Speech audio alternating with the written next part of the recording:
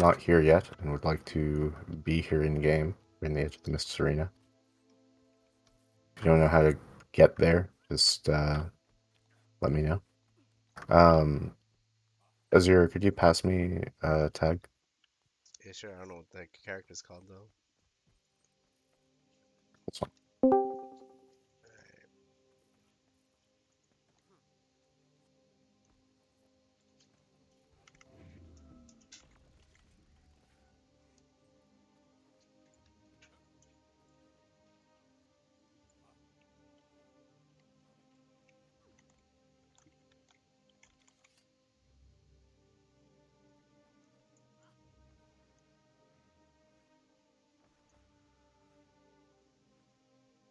Alright, so we can get started now.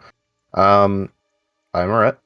I have not run this type of training before, though I have spoken to some people who have given me some good advice.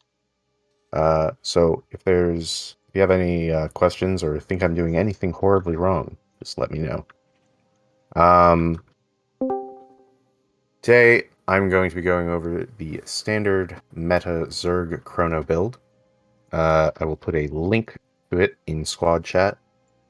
Either pull that up or paste it onto one of your builds so you can follow along. And I suppose I'll stream in Discord just for anyone in Discord who's not in the arena. Probably a good Can idea. you repost the build in squad? Absolutely. I just joined. Thank you. Okay. So I haven't done any of these trainings before, I have seen a lot of them. And one thing I really don't like is going over every single trait and skill at the start and wasting 30 minutes. So I'm not going to waste any of your time doing that. And instead, I'm going to go over all of the relevant traits and skills as we're discussing why you use them. Start off with the reason you are going to bring Chrono in a Zerg. And we're talking about an open field Zerg context, which I'll just mention since Expand has posted this in the in-house Discord. I'm not going over GvG Mesmer, though I could talk about it a bit at the end.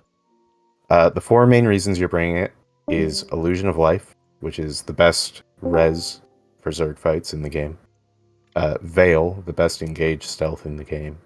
Your CC, Temporal Curtain, and Gravity Well are two of the best CCs in the game. And the Boon Rip, which is up there with the best classes for Boon Rip in the game, like Scourge. Chrono can easily be top of the strip meter. You'll notice that none of those were damage or healing. Chrono is a utility class. It is not there for damage or healing. Both of those are going to be minimal, no matter what you do with the build. So, with that in mind, your equipment is going to be minstrels. I'm not going to pull it up because my gear is an absolute mess of PvE stuff on this account with platinum doubloons. But you're going to go minstrels because concentration is your most important stat. The reason for that is because of two of your chrono traits, flow of time and lost time. Both of these give you alacrity, which is going to reduce your cooldowns and let you get more utilities off, which again is why you're there. More concentration is more alacrity, more cast. After that, your needed stats are vitality and toughness. Minstrels is just the best stat set to get that. You could go Wanderers as well, and trade the healing power for power. That would be totally fine. You'll be pretty much exactly as effective as in Minstrels. For infusions, you go concentration. Again, concentration is your best stat. You go concentration infusions. And for rune, you use durability because that's the best support rune for non-healers. As far as weapons, you're going to use sword, focus, and shield. The reason you're bringing these is because focus and shield are the two best CC weapons you have. Their CCs are extremely strong. And as for sword, it has some minor CC and decent defense and good filler. Your other main hand option would be Scepter. And the reason you don't bring Scepter for a Zerg build is because it's a clone generation weapon. Clones are not consistent for Zerg v Zerg. They die very easily. And more importantly, you don't need the clones to do anything that you're there to do. You can get away without clones for everything. Before I move on, does anyone have any questions about the stats or equipment? Nope. Do rune of resistant runes any good? I wouldn't use resistance just because it's a personal rune. It only gives you resistance, so it's a selfish rune, right? Yeah. Durability. The reason you're bringing durability is the 6-piece proc that gives resistance and protection to your party. Um, there's not really any comparable runes to durability. Just because nothing else has that AoE support on such a short cooldown. All right. Mercy is fine for GVG. I wouldn't bring it for open field. I don't think you're going to get too much out of it in open field, personally. It has good synergy with Illusion of Life, but you don't need that synergy to save people with Illusion in open field. So yeah, I wouldn't recommend it. Anyone else have any questions? Okay. Mhm. I do have one quick one. Sorry. Yeah. So I apologize if you mentioned it. What was the Was there ever a situation where you would choose to use sanctuary runes? Again, that's a personal defense rune, Okay. and for Chrono, you don't really need extra personal defenses. You're extremely durable to begin with. Oh, I forgot to mention the sigils. And I would recommend energy and absorption is required. You need to run absorption, absolutely. Okay. Any other questions about equipment or stats before I move on? Okay. The fun part. Why you're actually here to play the class. Um, like I said, you have 4 priorities on Mesmer. Illusion, Veil, CC, and Boon Rip. We'll start out with Illusion. I'll link it for you guys. There you go. The most important part of Illusion is when to use it. It's a very short cooldown, and it's an AoE res. So when Zergs are trading spikes, you can use Illusion to basically force your side to win. Say your Zerg and the enemy Zerg both generate 3 downs, right? And you're in a rally war. If you land an Illusion on your side's downs, you've won. You've won that trade just off your contribution, regardless of what anyone else does after that. This means you have to be a bit conservative with it. You want to save it for people that are dying in trades, and not people that are dying alone off in Africa. You don't want to throw it on a single down. It's also important to make sure you're not illusioning anyone that could just be hand-resed. So if someone dies right in your group, that's not something you want to be spending illusion on, unless your group has to move off it because there's a spike there. Again, what you're watching for is spikes. This means Hammer 3, Shades, Wells, Bubble, Trap. All of these things that you can't stand your group in to get reses with. For Illusion, I'd like everyone to pull up their game settings, so just press F11 and scroll down to the bottom of General Options.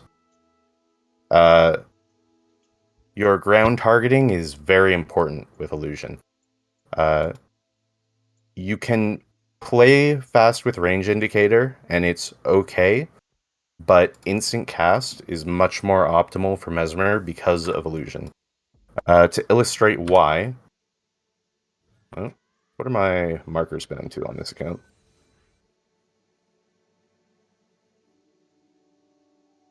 Yeah, can you just throw me 2 markers on the ground, Azir? Just 2 next to each other? That'd be great. Cool. Pull up your settings with F11, scroll to the bottom, and under combat/movement, which should be near the top, go to your ground targeting and change it to instant.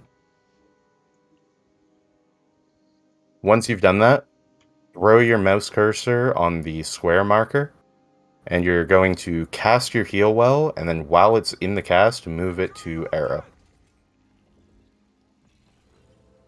Go ahead and give that a try. Can you say that one more time? So, put your mouse cursor on square with your targeting on instant cast, and then during the cast, move your mouse to arrow, the marker on the ground. And you'll notice that your well is going to move over to the other marker. It won't finish casting where you started the cast, it'll finish casting where your cursor was at the end of the cast. This works for almost every ground-targeted AoE in the game, and Illusion is no exception. Now, the reason this is particularly good for Illusion is because it lets you adjust based on what's happening during your cast. If more people go down while you're casting, you can flick your mouse and include more people in the circle. If the downs get knocked or launched by the enemy, you can flick your mouse and still land that res, even though the downs got moved out of where they originally were. This is way more important if you're playing like GvG. You absolutely cannot play fast with range indicator. For open field, it's reasonably okay to play fast with range indicator just because it's easier to do. But I would recommend, if you want to really master the class, to try learning with instant cast. For most classes, instant cast will be better than fast with range indicator, just because you can adjust during your casts. Anyone have any questions about illusion usage before I move on? You have like a 1 second delay to move your mouse before it procs, right? That's correct, yes. Alright. It doesn't. So what's the? Because you said this applies to all ground targeted AoEs, right? Almost all. Almost Okay. all. Okay, so I was just because I was trying to use like some of my other skills and see if it worked. Because it didn't. Mhm. I didn't see the illusion. I didn't see my own illusion go off, so I didn't know if it worked or not. Illusion has a pretty subtle effect, which is it's like why... a buff, right? Yeah, which is why I asked people to test it with the heal well, because that one's very obvious. But I can promise you it does work with illusion. All right, so so if I start the cast, I cast over this way, and then I move my mouse over this way. It should cast on the arrow, right? That's... Okay. I can't see where you're saying, but yes, that's correct. Oh, sorry. I'm right here next to you. Oh, okay, I see. Yeah, Okay, yeah. so if I cast on the star and then I move my mouse, so at any point in the cast it should go, or is there like a window in the beginning of the cast? That Yeah, it might not if it's at the very end, like the last 0.1 second, but for almost the entire cast it should. Okay. But, Oh, if it is not working, I just kind of assumed most people would have this setting on, but I'm realizing now that might not be the case. Back in your general options, under combat/movement, the second last checkbox from the bottom, allow skill retargeting, has to be enabled as well. And for anyone, no matter what, you definitely want to enable that for playing World v World. Oh wow, I didn't realize I even had that off. Yeah. Well, Yeah, that setting is just pure value for literally anything. There's zero downside. I didn't know. I do have a settings guide for World v World that I'll link at the end. Okay. Anyone else have any Illusion of Life questions? Cool. So, let's talk about Veil. You're bringing Veil for engaged stealth. You're not typically going to be using it from very far away. And if you have a commander that's used to playing with it at least, they should be calling the Veil for you. You should typically just be pressing it on their marker. There's two important things to keep in mind about Veil. You want to hit it in front of your group as close as possible, so that your group is immediately moving into the Veil once it goes on the ground. However, if the line of the Veil spawns on top of someone, they will not get stealth. So you need to get as close as possible without hitting the front of your group, because the person likely to be in front of your group is the commander, and you really don't want to drop a stealth that stealths your entire group other than the commander. For pretty obvious reasons. It's going to open him up to being the target for the entire enemy group, and probably have him pull off his push. which you're not going to want to do. Can I get a volunteer? Just X up in chat. Spandas. Great. I need a second volunteer as well. Whoa. Okay, luck. Perfect. Come stack on tag here on the arrow, please. Everyone come over.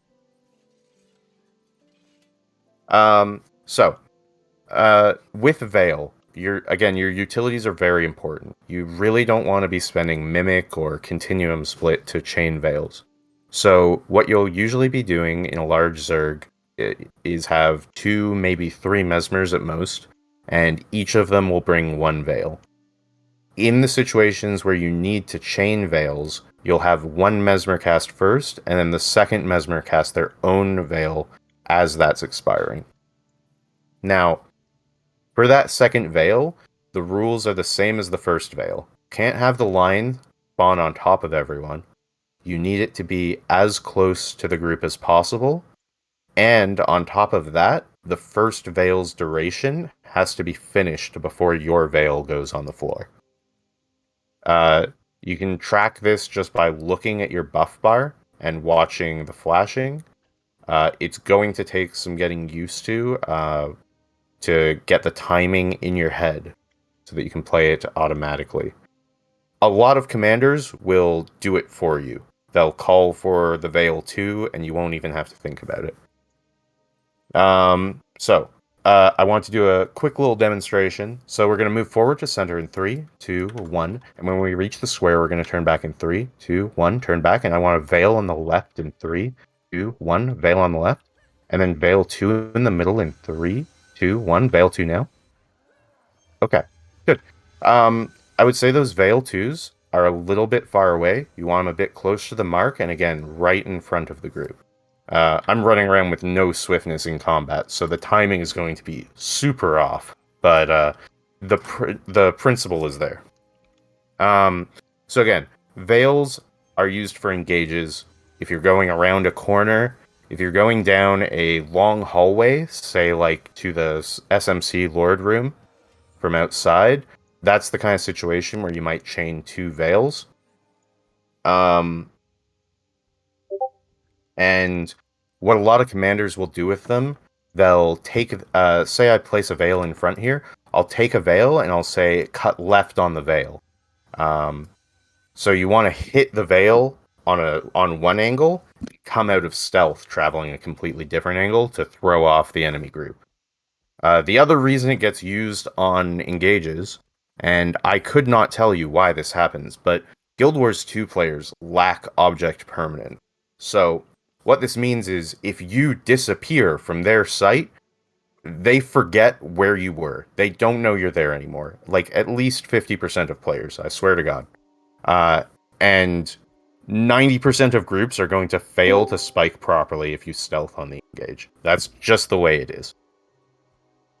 I got a random question. Absolutely. Should we be running concentration utilities? I don't have food and utilities anywhere in my notes. That is a good question. Yeah, concentration utilities are great for open field. The other one you can use, which is very common, is the sharpening skulls, which expand as linked.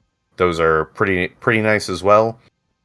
At the end of the day, it's not a big deal, whichever you choose. So it's fine to go with either. Yeah, I believe I. Oh, no, that's not the build. There you go. Yeah, it's not a big deal regardless of which you go with. If you're in a GVG in a coordinated setting, you're almost always going to go sharpening skulls. If you're in open field, concentration's totally fine, just for the extra alacrity. And as far as food, grab whatever damage reduction food is there. It doesn't matter. Don't take the outgoing healing food they give to the healers. The 70 concentration is honestly not worth it. Because that damage reduction food is like 300, 400 points worth of toughness. Grab the DPS damage reduction food, that's totally fine. Your ideal food is damage reduction with concentration, which I believe just got placed on the ground here. Yeah, over here. This is your ideal food. Damage reduction with main concentration. If again, a lot of commanders won't drop it. A lot of commanders will drop healing food and damage food, and that's it. Just take the damage food. That's fine. You'll do just fine in that. You can take the healing food as well if you think, oh, I really don't need survivability. Whatever. It's not the stats for this build are not a big deal. Okay.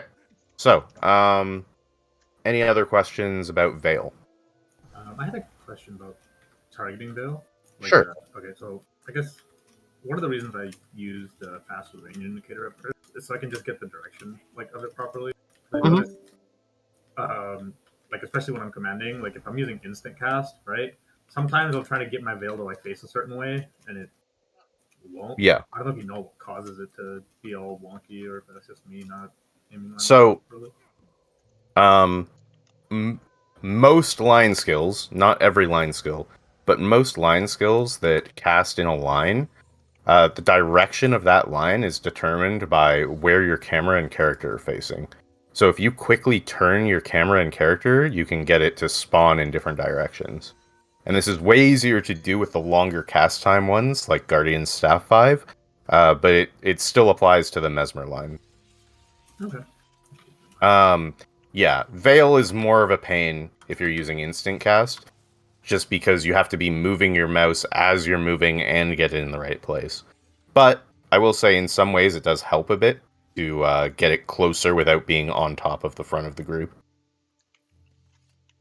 Yeah, that setting is a big deal. Okay. Any other questions about Veil? Hopefully that covered that one. Okay, cool. So that's just two utilities. The bulk of your gameplay is the CC and boon rate. I'm going to cover both of these together because you're using them at the same time most of the time. And the way you're using them is based around spikes. First, I'm going to go through the CCs and be on the wrong build. Point out the Vicious Expression. This is really important for the build when you're... it's a big part of your boon rip. A big part of your boon rip is coming from your CCs because of this trait and because of the absorption sigil. So any CC that lands and the target doesn't have stability is one boon ripped. And if they're in a cast and you interrupt that cast with the CC, you're ripping 4 boons because absorption is 3 plus this is 1. Probably like half your boon rip is actually just from landing CCs. Maybe like a quarter, actually. It's a bit lower than that. Temporal Curtain is the best pull in the game by far. It's a massive radius. It's effectively 1500 range. You're going to use this a lot on ground AoE spikes and on downs. It's particularly important for range spikes, so if your commander is syncing up Rev Hammer 3s. Gravity Well is similar to Temporal Curtain, but it's a little different. Temporal Curtain exists to get people into spikes, whereas Gravity Well is for keeping them in the spike. You're going to use it a lot of the time at the same times as pull. So on ground AoE spikes, Rev Hammer 3, Wells, Bubble, Traps, Shades. Your Sword 3 is a targeted mob, essentially. It can be pretty unreliable in Zerg settings because it relies on a clone. And in World v World, clones die really easily, which means you're normally going to use it to catch isolated players rather than a mob in the middle of the enemy group. Finally, we've got the Shield 5. I'm in totally here. We've got the Shield 5, Tides of Time. This is a slow-moving line AoE. And it has the unique feature that it has no target cap. if you cast Tides of Time into 50 players, it's going to hit all 50. You're going to mostly use this on crosses when you and other times where you have the chance to hit everyone in the enemy group all at once.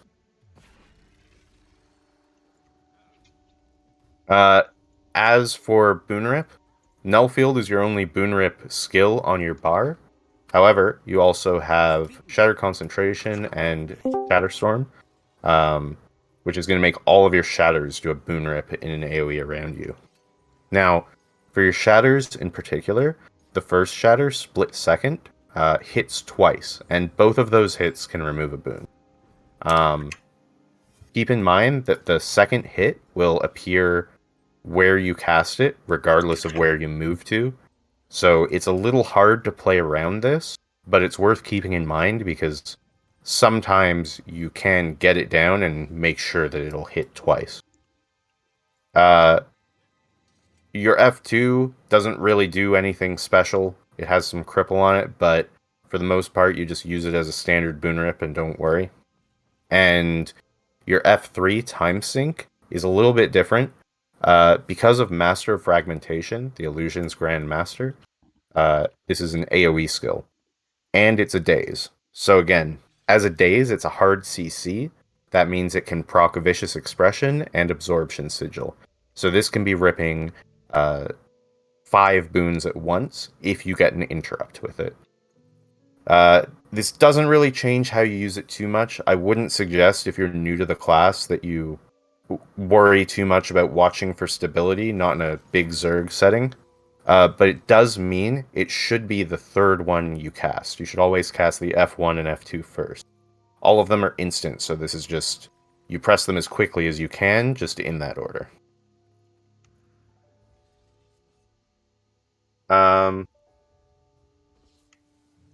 Oh, yeah, and Null Field. Null Field is 1200 range. You're going to use it with your CC a lot of the time. Ideally, you would be landing it just before your CC, but sometimes you don't have the chance to do that. You just have to rely on other people to get the boon rip out. Usually going to be Scourges. But for the most part, you're comboing it with your other CC, just for the pulsing boon rip. I'm sure you're Now- gonna come around to this, but are you gonna Continuum Split? Which one do you want to Continuum Split, or do you even use it? So I will get to Continuum Split. I'll give you the short version now. Continuum Split, you want to fit a Gravity Well, either your Pull or your Tides of Time, one or the other, depending on the situation, and the Null Field, and every Shatter in every Continuum Split, with 0 clones. That is your goal. I'll get into that a little later, but that's the short version. So I do have a that's question on the instant cast and about phase. okay. So you can basically run forward, start casting your skill, press about phase, and then by the time the skill lands, you're already more than 1200 range away. If you use instant cast, do you still get that max range, or will the cast end up 1200 on where when the cast finished? Rather Yeah, than that you progress? will. That is the only downside of instant cast. You will lose that extra range. You can't do further than the max range of the skill if you're on instant cast. Okay, thanks. Yeah, it's still worth it, but yeah, good to keep in mind. Okay, so that's all of your CCs and boon rips. There's going to be a few main types of spikes where you're going to use them. So again, the coordinated ground AoE spikes. One of the main ones is going to be the Rev Hammer spike. A lot of commanders are going to call for coordinated Hammer 3s, and your job on those spikes is to pull and drop a null field if you can. So this is usually going to be a 1200 range spike where every Revenant in your squad is Hammer 3ing wherever the commander marks, all at the same time, and your Mesmers are going to follow up with a focus pull. Other than that, like I said, the other major ground AoEs, Wells, Bubble, Traps, Shades. On any of those, you want to land Gravwell and you want to land Pull. You want to keep anyone who's already in those spikes there with Gravwell, and you want to pull people that aren't in there yet in with Focus Pull. And obviously, you want to use Null Field with both of those. The other time you're going to be hitting some of your CCs is when you're crossing. So if your Zerg is moving through the enemy Zerg, that's a cross, right? This is a really good time to hit Shield 5, as long as you're not going to die during the cast. Make sure you're safe doing it, because you'll get the chance to hit every person in their Zerg with a Tides of Time if you're on a cross. You won't hit them with the shield coming back to you, most likely, but that's fine, because if you stun anyone on a cross, their group is moving away from them, your group is moving towards them, and you're basically giving your group a free kill. In addition to that, you're on a cross, what you can be doing is looking for targets in the back and sword 3ing to them to immob them for the same reason, because you'll isolate them while their group is moving away and your group is moving in. So for instance, Azure, let me give you a square. Could you guys go stack up on Azure there? And a couple of you can come to me if you want. Yeah, that's fine. So Azure, could you just like run to the river and then run towards me from the river? Sure. Perfect. And everyone else come with me over here. Now, what you're looking for is the people in the tail. So, for instance, I would be looking for, say, this target here, and I would sword 3 into that as we cross and try and mob him behind his group. It's probably not as good an example when we're all in the same team. I didn't think of that beforehand. Make separate teams if you want. Yeah, sure. Let's make separate teams, sure. So if you were on Azure, just go to the red team, and if you're on mine, I think we're already on blue. Just stay on blue.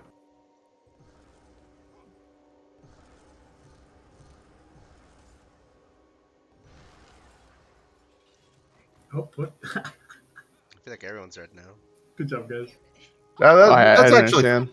that's I got okay. it. That's Okay, okay. I got Don't it. worry. We got like 2 of us up here.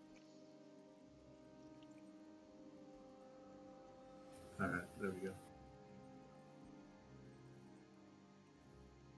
go. Yeah, so again, just move a bit towards the stairs and the waterfall there, Azure. And then whenever you're ready, just come towards us. And just try and pick a target that's in the back of the group as he comes towards us and try and sword 3 into that. Okay, Whenever you're ready. let's go. Eat my dust. I've got the target. So like there. But you don't know. See? Okay, throw every CC out. That's fine. But yeah, so your goal is basically to find someone who's behind already and make them even more behind so that they can't get back to their group and they're just sitting there waiting like a snack. Oh, shit, Uh, CC range. Yeah. Okay. So, moving on from the sword 3s, the other thing you want to make sure you're doing on a cross is hitting all of your shatters. Anytime you're in melee, you want to land all of your shatters for the boon rip they have, because as soon as you finish a cross, your commander's next command is probably going to be turn and spike, right? If you've already boon ripped them, it's going to make that spike more effective. Other than crossing and ground spikes, the other times you're going to want to use your CCs and boon rips are down states.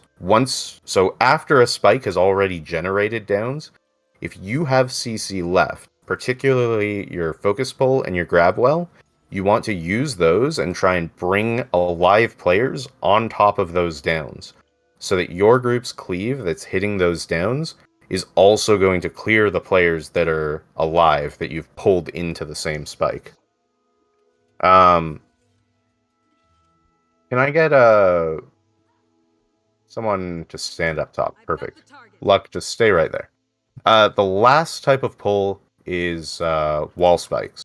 Obviously, you're never going to use this in open field, but if you're if you're sieging an objective, you're going to get asked to pull on a wall like a million times every objective. Now, most commanders will mark at the top of the wall where they want you to pull. But you shouldn't place your focus pull there. Let the other players place their ground AoEs there. You should be placing your pull lower on the wall. Basically as low as you can get above the portion of the wall that sticks out horizontally. Hopefully that makes sense. Because it's like a sphere, right, around the line. Yeah, it's a radius, yeah. The thing this will do, and I couldn't tell you exactly why, it's probably something to do with the game's geometry handling, but if you place the pull lower, you have a much higher chance of pulling people over the wall so that they fall off. Obviously, if you pull someone off the wall, you pretty much guarantee a kill, which is way better than just pulling them to the top of the wall. It's not 100%. Most of the time, they'll still just pull to the top, but definitely still worth moving your pull down. That is true. They will also dodge if they see the pull there, yeah. Now, the other thing you want to do, anytime you're doing a wall pull, this one is probably a lot less known than the other, you want to sword 3 and immob the people that you pull. So try and pre-target them before you use the pull if you can, but your clone will spawn on top of a keep wall. Even though you don't have a path there, it will still spawn. And you won't swap with your clone on a keep wall. You will here because there is a valid path. But in a keep, you won't swap with your clone, but you will immob anyone that's pulled. So if your commander's calling for a pull spike, you pull, you immob, and you'll lock people on top of the wall into your damage. If you land that on someone, it's pretty free kills in most cases. And that immob is going to make a big difference between just pulling, which is what people normally do. Okay. Any questions about spikes, boon rips, and CCs? Nope. Okay. Cool. Last thing, which is related before we move on, is positioning for ground AoEs. So if you could all stack up on Azure again. When you're positioning a ground AoE on an enemy group, you want to maximize the amount of time they're inside it. So let's say Azure's group is moving towards square in the center here. Just hold on, don't actually move yet. But let's say Azure's group is the enemy group and they're moving towards center, right? You want to land your AoEs so they'll be in as long as possible. And that means you want the edge on their group as you cast it, and the far edge where they're moving to. Obviously, this is going to require a bit of prediction. If you're not confident, put it a little further in. That's fine. You'll lose some value, but that's better than missing the whole AoE if you misjudge it. But as you get more used to it, you're going to find it's actually pretty easy to figure out where the enemy group's going if you're paying attention. And you can use this to maximize your uptime. The same thing applies for a friendly group if you're trying to land a friendly AoE, like your Heal Well. Heal Well is a little less forgiving, just because the final tick is so much more important than the in-between ticks. So you might not even have it on your group for the very first tick, but that's okay. You just want to try and predict where your group is going to be and land it there. So if you guys want to move to middle in 3, 2, 1, and when you get about halfway, I'll drop the null field. Right about there, right? So like right at the tip of the group. And this time do it again, and I want to see you all, when you get to the halfway point, drop a null field on your own group like you're spiking the enemy. Okay, so go ahead in 3, 2, 1, back to the star. And null fields now. Pretty good, pretty good. Most of those were pretty good. So some of those were a little bit late, but I think almost all of them were pretty much on target. So that's good. That's what you're aiming for. Real group movement is going to be a little more chaotic than that, but once you're trying to play around that, I think you'll find that it's pretty easy to land it. Cool. The last bit of boon rip that I didn't mention, because it is very much filler and you shouldn't concern yourself with it too much, is your sword auto chain. Only the third hit has a boon rip, but if you hit the first two and then hit the third, it will boon rip one boon from everyone that you hit. 99% of the time, you shouldn't worry about this in a Zerg setting. In GVG, you'll use it a little more, but in a Zerg setting, you're almost never in melee long enough to actually get those off. But it is worth keeping in mind, if you get the chance, if you're just cleaving, make sure you auto, because it's just free boon rips. Okay, now that we've gotten through all that, we'll talk about Continuum Split. Okay, so Split resets the cooldowns of any skill that finishes its cast inside the split. Now, that finishes its cast part is really important.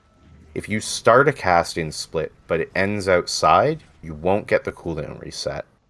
But for the same reason, if you start the cast outside of Split and finish it inside the Split, you will. This is particularly important for Gravity Well, which has a 1-second cast time. You want to go into Split at like 0.9 seconds into that cast. Obviously less if you have quickness, right? Now, I mentioned this before, but every time you split, you want to fit in Gravity Well, either Null Field or Tides of Time, either Temporal Curtain or Tides of Time, and Null Field. Which one you use between Tides of Time and Temporal Curtain mostly depends on the situation. Just go off the types of spikes I was talking about earlier, and if it's an appropriate time for pull, which when you're using Gravity Well, most of the time it will be, you use pull. And if it's a more appropriate time for tides, you just throw tides. The other thing you want to try and fit into every shatter, into every split, like I said before, is all of your shatters. They're all instant cast. They're lower priority than the other skills, but it's free value even if there's no enemies nearby. Because again, your traits give you alacrity every time you shatter, so you're getting free value if you fit them into your split. If you have quickness, you technically don't need to use Gravity Well first, and you can still fit everything in. But if you don't have quickness, and you need to fit, and you're trying to fit in 3 skills, you will need to start with a Gravity Well cast, and cast it at the cast split at the very end of the cast. So could everyone group up on me real quick, and we'll try spiking square with a Gravity Well split combo. So I want to see Gravity Well, Temporal Curtain, and Null Field. Don't worry about getting your shatters in for this. Get ready to spike in 3, 2, 1, now. Oh god. I didn't think about the pulls very well, actually. That probably made this a lot harder than it needs to be. Let's all go back to the same blue team, actually, for this. Yeah, that's a good call. But I think you all should have found that you probably got Gravity Well and at least one of those back. Now, the really important one to get back is Gravity Well. You want that reset every time. If you're having trouble getting all 3 in, drop them in the priority order of Null Field, then your secondary CC, then Gravity Well. So, if you can't get the Null Field, and you can only consistently get 2 casts, that's fine. Just get your Gravity Well and your CC. If you can only get Gravity Well, I would recommend practicing a bit more. The raid training area is good if you're really having trouble, since you can just reset your cooldowns there. But try and get at least Gravity Well and 1 CC cooldown reset every time. We'll wait a minute, since I'm sure people's cooldowns are still ticking, and we'll try that one more time.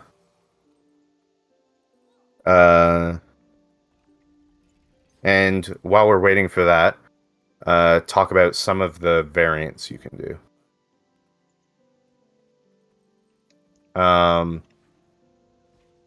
So, Chrono, you have really high passive defenses and pretty good active defenses. A lot of the time, that means you're going to get thrown into a party with literally zero support, which is a rough one for the Chrono mains. What you can do in that situation is take off Null Field and put on Mantra of Concentration for the stability and stun break. It's definitely worse than having Null Field, but if you're dead, you're getting 0 utility and 0 casts off. So if you're going to die without it, put on Mantra of Concentration, and that's super worth it. We'll try one more time. Everyone should have their cooldowns back. We're all going to spike the Continuum split, Focus Pull, and Null Field on square. And try and fit in your shatters this time if you can. So get ready. We're going to spike in 3, 2, 1, now.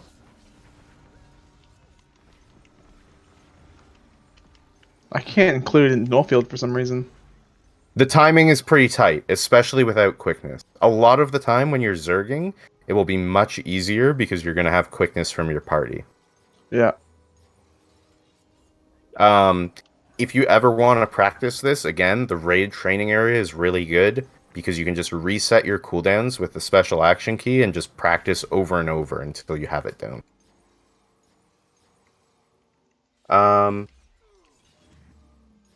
Okay, so one last minor thing. Your Focus 5. This skill is pretty bad, but there is a reason to cast it. You can give personal quickness to yourself every time you summon a Phantasm with Phantasmal Haste. This means if you're not doing anything else, this is the lowest priority. If you can auto-attack instead of doing this. But if there's nothing else you can do, throw your Phantasm out just to get quickness. If you're new to the class, honestly, don't even worry about it. Don't even have it in your mind, because it's so irrelevant. I don't think I had talked about survivability, did I? I think I might have skipped past that. Nope. I think so. Okay, so any questions about that, and then I'll talk about how to actually survive on this class? Any of the stuff I just talked about, that is. Not really. Continuum split or anything? Pretty good. Cool. Okay, great. So, you have no stun breaks on Chrono, and you have one really bad mobility skill with Sword 3. This means that the way you're going to survive is positioning. There's almost no reason to ever be off tag as Chrono. The only reason you would ever move off tag is because you need to get an Illusion of Life cast, and it's safer off of the tag than on the tag. That's the only thing that you do that's higher priority than just being where you should be.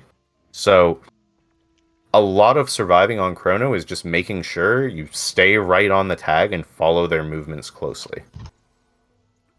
Other than that, like I said, you have really good passive defense because you've taken a full Vitality Toughness armor set, and your active defenses are super strong. Dodge is your first priority, like it is for pretty much everything in World v World. And you have a Sigil of Energy on both weapon sets. So you're going to refill a full dodge every time you weapon swap. This means if you're under pressure, make sure you're using at least one dodge first before weapon swapping, or that proc's going to be wasted. After that, you've got your Shield 4, which is a channeled block. It has a flip skill that will activate as long as you get hit at least once while you're channeling the block. For World v World purposes, a channeled block makes you pretty much invulnerable. There are only two things that are going to hurt you while you're in a channeled block. One of those is line CCs, like Line of Warding, which will interrupt your block if you walk into it without stability. And the other is Wells, which are unblockable damage. Almost anything else, you're going to take 0 damage from in World v World.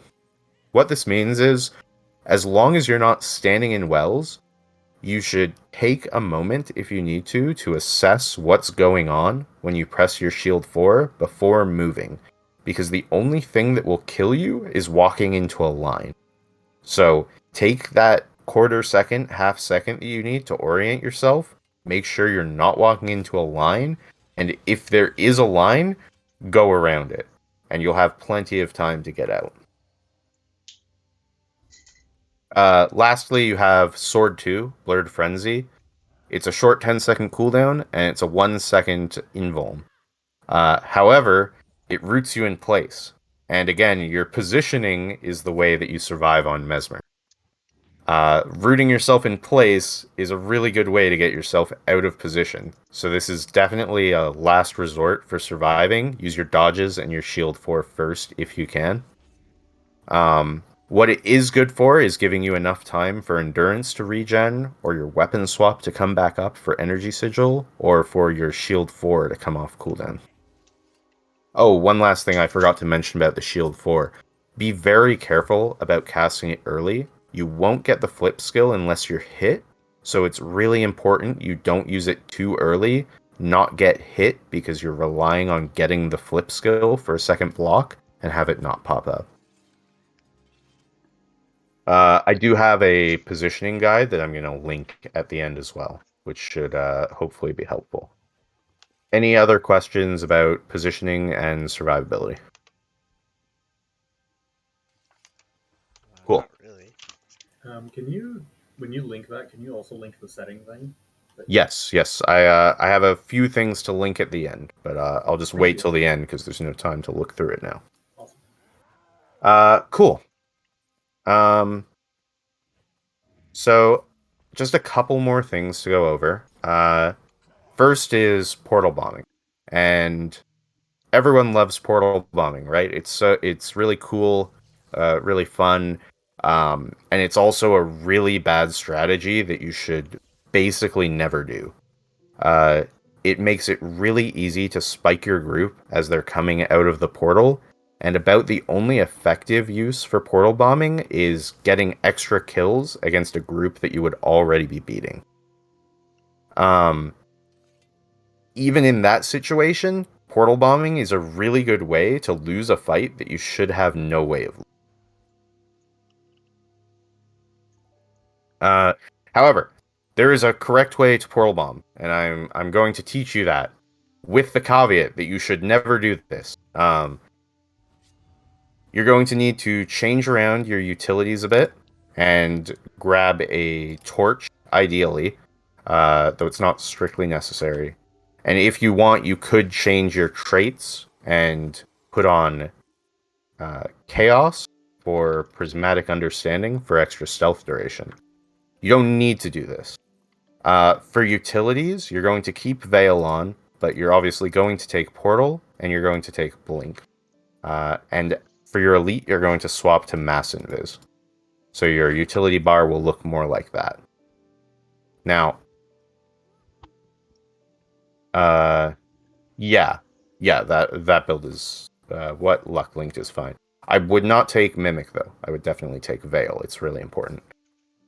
So I'm just going to I'm going to explain this once, show it once, and then you can all try.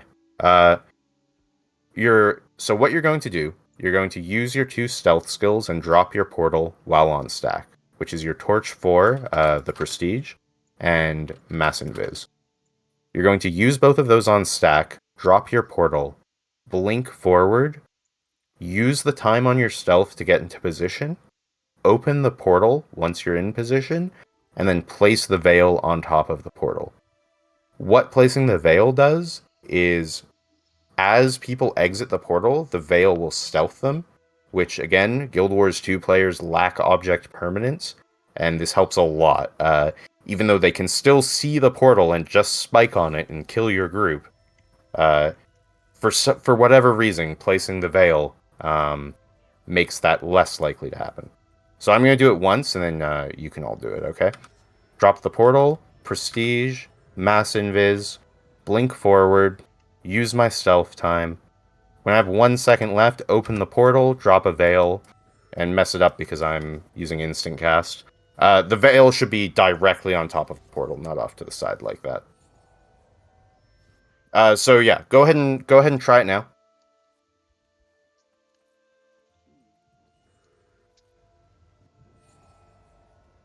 Anyone who wants to. Yeah, again, the key thing is getting that veil right on top of the portal is going to increase your success rate a lot. So, question about that. Yes. I think you said earlier that if it drops right on top of somebody, they won't get the stealth. If they portal onto it, are you saying that the stealth procs, even if it's right on top of them? Or That is correct. It will proc if you go through the portal and there's a veil right where you spawn in. Huh, so it procs the other way, but not... Okay. Yeah. Cool. Thank you. Yeah, as long as you teleport into it, move into it, whatever, it will. Yeah, it's really a tactic for, again, it's a tactic that's good for farming extra kills, and it's a tactic for coordinated groups. I don't know of many Pugmanders that are going to ask for a portal bomb, and I really can't stress enough how much I recommend against doing it. Yeah, you have time to get the veil down. Yeah. The portal has like a short arming time after you activate it. You can't take the portal like instantly, right? It's not very long, but it's long enough to cast the veil. Any questions about portal bombs? No. Great. That's good. There shouldn't be. Cool. So, I want to talk about a couple really common build differences that you might see. Energy sigil versus nullification sigil. You'll really commonly see nullification sigil instead of energy. Nullification has its place. If you're playing in a large group that's range heavy, you might be in situations where you never need the energy sigil proc because you're playing the entire fight at range. In that case, go ahead and take nullification. It will probably give you 1 or 2 boon rips per minute. I personally don't think it's super high value, but if you're getting literally nothing from energy sigil, even though it's the best defensive sigil in the game, then by all means put on nullification if you're not getting anything, and that's totally fine. Heal well versus heal signet. Now, heal signet is really good in the GvG build because you bring Phantasmal Disenchanter on your utility bar and it resets the cooldown on that. For the Zerg build, however, the only useful thing bringing heal signet does is reset your shield 4 cooldown. It gets recommended a lot, and I'll be honest, I do not understand why people recommend it for the Zerg build. Heal well isn't particularly good, but it's better than bringing that. Is essentially it. This clans. Hmm? While it's clans, every time it's tick, it clans one conditional. Yeah. With the heal well, yes. Yes. Yeah. That is really good to use it. Yeah. Yeah, I mean, I guess if you really want the personal defense, you can bring the signet for the shield 4 reset, but again, like, if you're doing that, you should already be on energy sigil, which is way better defensively anyway. Yeah, I don't know why it gets recommended so much, if I'm being totally honest with you all. Cool. Last thing, I just wanted to talk real quick about which ArcDPS windows you're going to want to keep up if you want to see how well you're doing and try and measure yourself. I'd recommend measuring yourself against the other Chronos in squad and see how you compare to them. If you find that you're way lower than the other Chronos on some of these metrics, that's probably something you should think about. Well, why am I behind here? Try and work that out and try and get up to a similar level, you know? There's really no reason to be like at least not 70, 80% below the top person playing your class. So for ArcDPS, I would track strips. This is one of your most important metrics. You have a lot of boon rip, and again, you can be top boon rip in a squad, especially if you're getting a lot of melee engage, so you can get your shatters off. really, really possible for you to be the top boon rip in the squad. Can you compare yourself against Scourges as well on boon rips? Yeah, absolutely. You can compare yourself. It's just the situations that are good for Scourge aren't necessarily the situations that are good for Chrono, so you can't exactly do a one-to-one comparison. But if you're in the squad with another Chrono, you've played the same fight. So you can compare one-to-one and see, well, am I behind or ahead? Where am I in relation to other people that have the potential to do the same as me? The other thing I'd be tracking is interrupts. Unfortunately, ArcDPS can't track CC, but it can track interrupts. So if someone's not casting a spell and you land a grab well, unfortunately, there's just no way to track that. It would be nice if you could, but what you can track is interrupts, and the way to do that is opening up your own name in ArcDPS. And if you scroll down to the bottom in the personal stats window, there will be a interrupts data point. I don't know what the word is for that. But there will be interrupts there. And that's the closest you can get to tracking how well you CC. Other than that, damage taken is always good for literally anyone to track. You don't want to be up at the top of damage taken. You can put that one in an area stats window.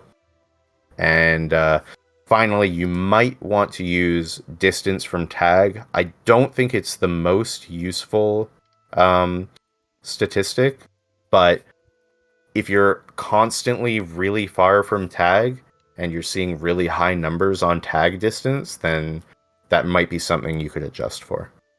I would worry less about that one than the others, though. And I think with that, that's about everything. Does anyone have any final questions about anything that I covered during this whole thing? No, not really. Appreciate you coming out, teaching Chronomancer. Lots of people showed up. Yeah. Very, very, what's the word? I don't know. Knowledgeable? Informable? Yeah. Informable. Yeah, there it is. Yeah. Informative. Yeah, Informative. thank you everyone for coming. Like I said, I haven't done any trainings like this before. So if you have any feedback for me, feel free to let me know. You can PM me if you want. I'm sure I didn't do everything perfectly, and there's stuff I can improve. Here's one I more will. question. What would you Mhm. do? What would you like to see from your fellow non-Mesmer players to do better? Like, when do you see party members not Mhm. paying attention to what a Mesmer is doing? I think the main pain point for a Mesmer is when you're landing your CC and no one's following up on it. So yeah, pulls is a good one. If you're landing your pulls on the spike call and none of your revenants are spiking on the call, you're probably going to be pretty upset as the chrono. Same for gravity well. Same for all of your CC really. If your chrono calls out pulls, and if you land a really good gravity well or focus pull, I would even recommend doing that in comms. But if you hear a chrono or see a chrono land a good CC, you should try and follow up on it. Like I said at the start, the chronos have the best CCs in the game. So if you follow up on them, you're going to generate kills. It's a force multiplier, like in your Yes. squad. Having chronos in your squad is multiplicative in terms of your squad power. So Yes. it's really nice. Like good chronos, Absolutely. good squad's great, basically. Yeah, and like Luck said, make sure you're not padding on strips, because really easy to move into the enemy stack, do all your shatters, and do nothing really effective and get really good numbers. The boomerang on Shield 5 is honestly really hard to use. The only time you're reliably going to get it off is when you're clashing in melee for an extended time. But I wouldn't worry too much about making sure it lands. As long as you can get that first line out to hit as many people as possible, that's pretty much good enough. Realistically, the best you can usually hope for is that if you stun someone on the initial cast, it will stun them again coming back and keep them out of position. Seize the moment over lost time. So if you're getting no quickness from your group and you're having a really hard time landing Illusion of Life, you could swap to Seize the Moment.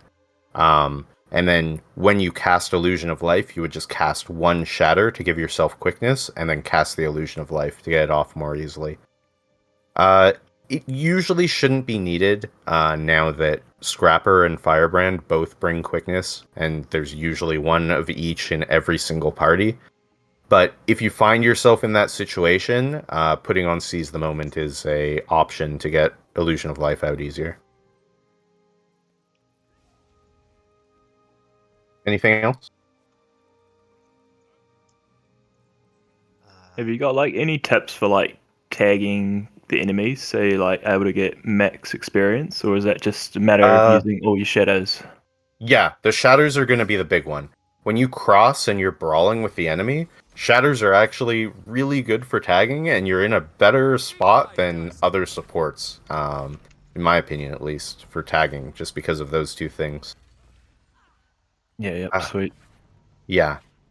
For the CS combo, it's definitely situational, but you have to keep in mind your priority is the Gravwell. It's your strongest CC, right? And the situations where you want to Gravwell are usually situations where you want to focus pull. So usually it's going to be focus pull and not Tides of Time, but sometimes you'll just find yourself, you're in melee brawling and you have an opportunity to split a Gravwell, and that's when you're going to throw out Shield 5 instead.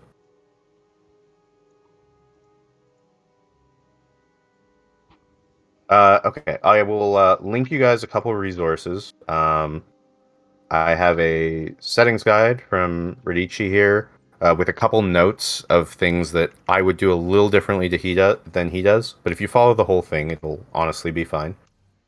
There's a video on general positioning and a gameplay video.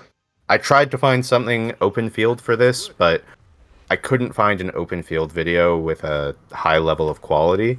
So you get a GVG video. It's a montage, which also isn't ideal, but the player is Mental, who plays for Ash and WAP, the two top GVG guilds on EU.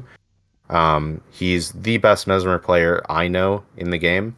And his footage is really good for seeing when to CC, how to target your CCs, how to survive under really heavy pressure. He does a great job of that. And some of the stuff is a bit GVG specific. He doesn't run Veil, he's running the GVG build, so you won't see Veil. But I think it'll still be useful if you take a look. It's only a short 5-minute video. Lastly, I've got a link to the Guild Wars 2 University Discord. They run trainings like these. Like I said, I don't do this type of thing ever, but they do, and they are, from my understanding, pretty good at it. So I looked for something like that because Zero, I knew you said you guys were having trouble finding people to step up and teach trainings and stuff like that. So I wanted to put that resource out there for anyone who wants more content like this. That's somewhere that you should be able to find it. And SATA is the in charge of their World v World training, and he's from RV. They're the top GVG guild on NA at the moment. Very good guild, good player, knowledgeable, so their content should be definitely quality. Which channel are these going in? Sorry. I'm sorry, could you repeat that? Which channel are the links going in? They're in the World v World General channel. I didn't know if there was a better place, so I just threw them in there. Oh, there it is. Okay, sorry. Yeah, I didn't see it earlier. I had it minimized. Thank you. Yeah. Do we DM you for our certificates? Or Yeah. Yeah, you can certainly do that. What about underwater Mesmer? I cannot help you with underwater mesmer. I am sorry, my friend. Yeah, I just had to ask. Yeah, I think I know they have one of the weapons has the forced movement skill you control your allies with. That's about all I know. Yeah, thanks for coming, everyone. Hopefully that was useful. Yeah, thanks. Thanks. Cheers, man. Thanks a lot, dude. See you in the battlefield. Very informative. Yes, thank you. Thanks, Arete.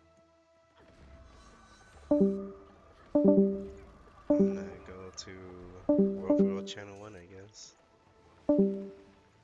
Eat my dust. Hello?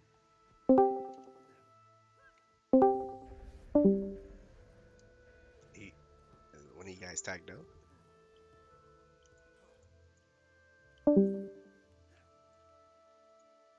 Like combat.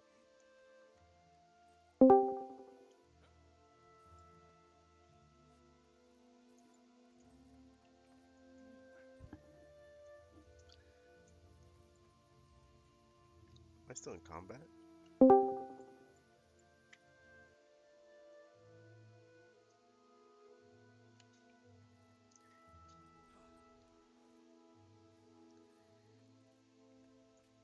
What's going on? We have EBG, we have SMC. Oh shit, what the fuck? What's up, Azure? Hey, I guess nobody's tagged up right now, huh? No. Tag just left actually, like a minute or two ago. Alright, sure. Let's see what's going on.